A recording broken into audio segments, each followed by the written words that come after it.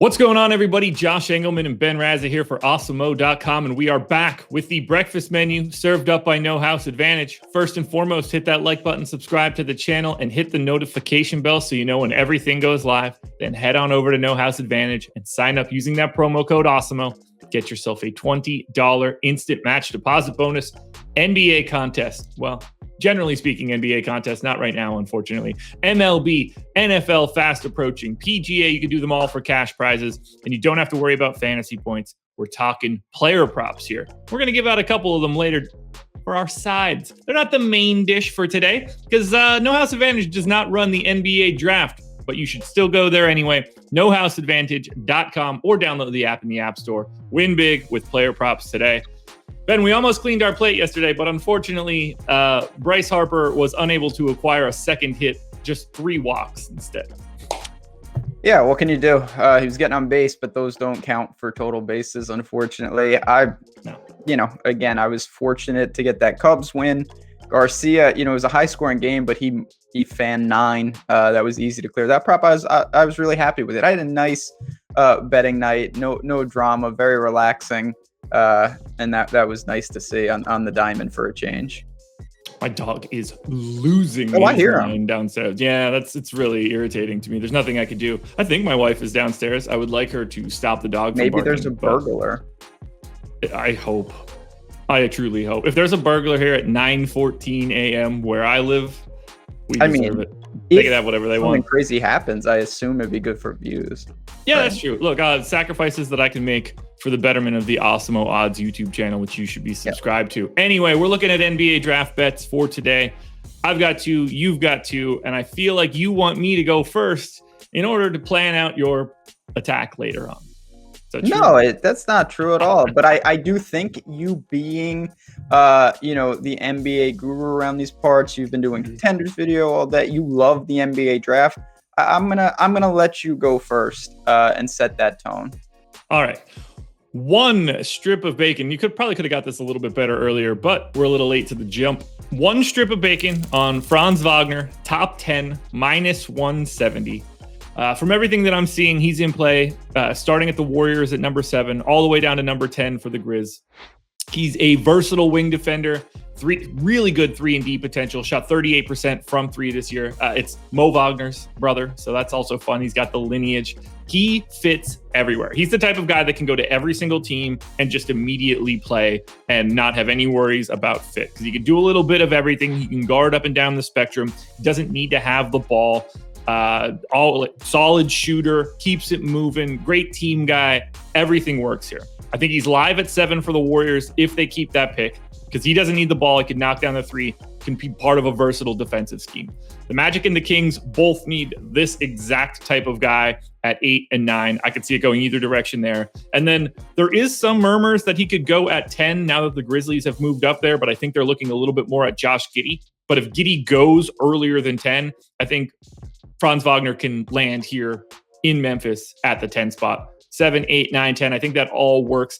I don't mind going to -170. I think it would be really surprising if he fell out of the top 10. And if he does, someone's getting a steal. Don't mind that. Interesting. That's going to kind of gel with my second pick a little. My first pick is pretty chalky. And we mentioned we talk about OddsShopper and shopping those odds all the time here at Awesemo. It's no more important than something like the NBA draft. These lines, they move really quickly. You're going to see different markets out there. This was definitely a better number early, but I still feel very confident. I would have liked to go to Green to be the second pick. He's going to be the second pick, but there's just no value left. I'm going to go to Mobley to go third. It's around -200. It's a little juicy, but I really don't think that there's much of a chance that Cleveland passes him up. He's obviously going to hopefully be a cornerstone of their front court for years to come. Extremely athletic, 7 feet at USC. Just fits. I think we know Cunningham's going to be off the board. I think Green will be off the board.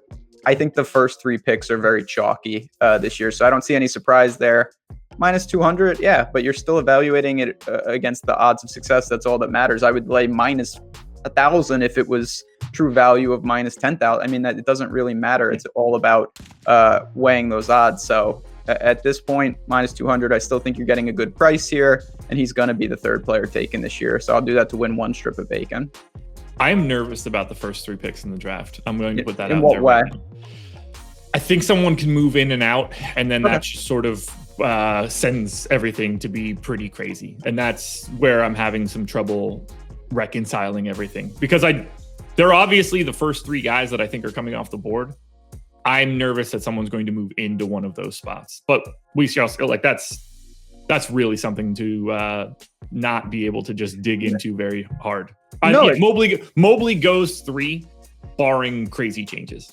Oh, I definitely agree with that. And crazy changes can happen. There's no doubt about it. I'm hopeful that A, that doesn't happen, and B, that maybe a team moves up highly to get him at 3. I do think that's possible. It's not like, they have their heart set on someone else potentially. Of course, Suggs and other players, very, very talented. But I think Mobley will come off 3rd in this draft. Going a little bit weirder for this one. Maybe not weird, but not one that I don't think a lot of people are talking about. Only a half strip of bacon, plus 300. Scotty Barnes to be taken number 4. Now, that is not something that most people are looking at. The main expectation is for the Raptors to take Jalen Suggs as like the pseudo Kyle Lowry replacement. I think that people need to keep their eye on the Raptors going to Barnes. It would create a very deadly perimeter wing defense dynamic with OG Anunoby. The real question is, can Scotty Barnes shoot? The current answer is no, not even close. 30% from 3 on just 37 attempts, 61% from the line. But if I'm going to bet on player development, I will happily bet on the Raptors to do something like that. We saw it happen with Anunoby. He was not a good shooter coming out of Indiana. Now he's shooting 40% on 6 attempts a game. And this game is different now. You can never have too many wings. I like Suggs, but I feel like Suggs is climbing the boards because he's safe. And it doesn't strike me as the type of thing that the Raptors would want to do now that they finally have a number 4 pick. The part that really scares me the most is that I think that the Raptors could try to move down to potentially 5 with the Magic and still take Barnes, because the headline is that this is sort of like a 4-person draft and Suggs is that clear 4 guy. The Raptors don't care about a headline. They've got a title. Everybody respects the entire organization. They will happily take the guy that they think is the best option for that team. And it doesn't matter what the storyline looks like. They're not going to get negative press by taking Scotty Barnes. So they could just take him at 4. I could just see them moving down a spot potentially if the Magic wanted to move up for Suggs, which would be a fantastic fit for them as well. That's the only part that scares me. But at plus 300, it didn't feel like the odds were long enough. I don't think it would be crazy to say that he's like a 25% chance to go to the Raptors. So I wanted to take advantage of that a bit. I have no problem. I mean, something's going to happen. Obviously, it always seems like, all these picks, one domino falls. And Barnes it's an interesting guy. I don't really have a super strong take on him, but he's one that I do think there's a pretty large range of outcomes of where I could see him falling. I could see him going upwards of 4. Obviously, I like Mobley 3. I don't think he can crack into the top 3. So my second pick, it kind of is exactly what you said about Franz Wagner, but it's a different player. And I know there's a lot of guys kind of in this same bucket, but I look at the situation. I'm going to Moses Moody under 11.5 at minus 130. And I think it's for a lot of the same reasons. I think a lot of the teams that you think Wagner could go to, Moody could go to, starting with the Warriors at 7, the Magic at 8. Any of those teams. I wanted the Pelicans to stay in that pick. I thought that could have been a target for them, but I don't think it's impossible that the Kings or certainly the Grizzlies go to him. He's going to be a 3-and-D type player. He's got a long wingspan. I was really impressed with him at Arkansas. We saw him in the tournament really contribute. He's that type of guy, and I think he's a perfect fit for a lot of these teams and what the NBA is kind of going to. As you mentioned, you can never have enough guys that can do that. So, he fits all these teams' needs. I only need one team to grab him, obviously, and I get 3, 4, 5 chances kind of between 7 and 11. So at minus 130, I was definitely willing to go with that, and I think one of these teams will eventually snag him. I don't mind that one at all. He was definitely a guy that I have been looking at and has been seemingly rising in the boards a little bit. Line kind of shows that too. 2 up, 2 down for NBA draft picks, but we are not done. It is time for our sides of No House Advantage. Getting off of the hardwood, we're over to baseball now.